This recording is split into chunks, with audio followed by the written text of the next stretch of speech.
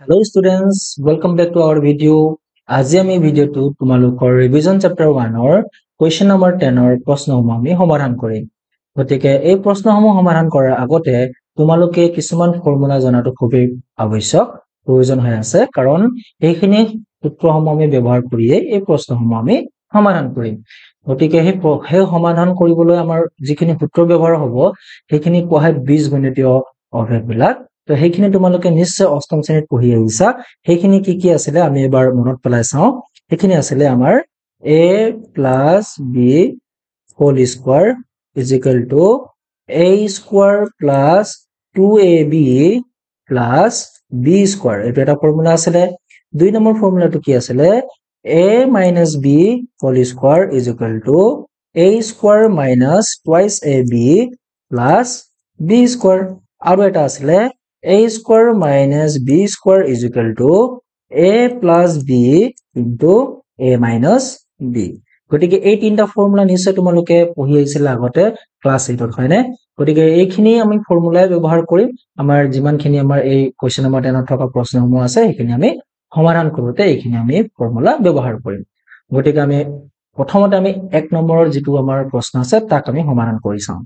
So ইয়াতে তোমালোকে 1 number তোমালোকে কি পাইছা প্ৰশ্নটো root over 3 minus root over 2 whole square মানে ইয়াক আমি সমাধান কৰিব লাগে। ওকে, সো সমাধান কৰোতে তুমি কি কৰিবা প্ৰথমে এটা প্ৰশ্নটো লিখি লবা root 3 minus root 2 whole square। Okay, এটা তোমালোকে ইয়াত চোৱা root 3 ক আমি a বুলি ধৰিব পাৰো আৰু root 2 ক আমি b বুলি ধৰিব পাৰো। মাজতে আছে minus, so a minus b whole square হৈ আছে। ইয়াত চোৱা তোমালোকে a minus b whole square ফৰ্মুলাটো কি আছে a square minus 2ab plus b square। গতিকে সেই আমি যেটো ফৰ্মুলা আছে এই ফৰ্মুলাকে আমি ব্যৱহাৰ কৰিম। গতিকে তোমালোকে ইয়াত চোৱা a square হয় না, এই a square এৰ ভ্যালু কি আছে এৰ জায়গাত আছে এৰ ভ্যালুটো আমি পাইছো √3 square minus 2 এৰ জায়গাত কি আছিল এৰ ভ্যালুটো আমি পাইছিলো √3 আৰু b এর ভ্যালুটো আমি কি পাইছো √2 প্লাস b স্কয়ার জায়গাত আমি ভ্যালুটো কি পাইছো b এর জায়গাত 2 পাইছো তো √স্কয়ার।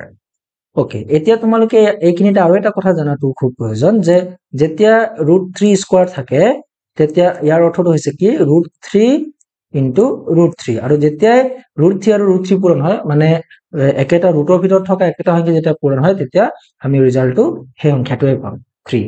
ওকে, ঠিক তেনেকে যেতিয়া √2 স্কয়ার থাকিব √2 স্কয়ারটো আমি ভ্যালুটো আমি কি পাম √2 into √2 লাষ্টত গৈ হৈ যাব এটো 2।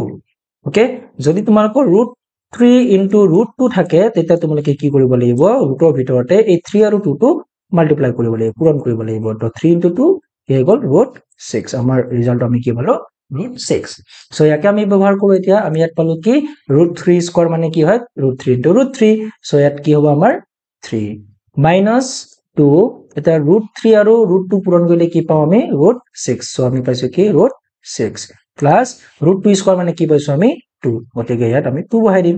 এটা তোমালোকে চোৱা ইয়াত 3 আছে আৰু ইয়াত 2 আছে দুটাই প্লাস প্লাস তো গতিকে দুটাক আমি কি কৰিব পাৰো যোগ কৰিব পাৰো। যোগ কৰিলে কি হৈ যাব 3 আৰু 2 যোগ কৰিলে হৈ যাব আমাৰ 5 minus 2 √6। সো এইটোই আছিল এই প্ৰশ্নটোৰ উত্তৰ।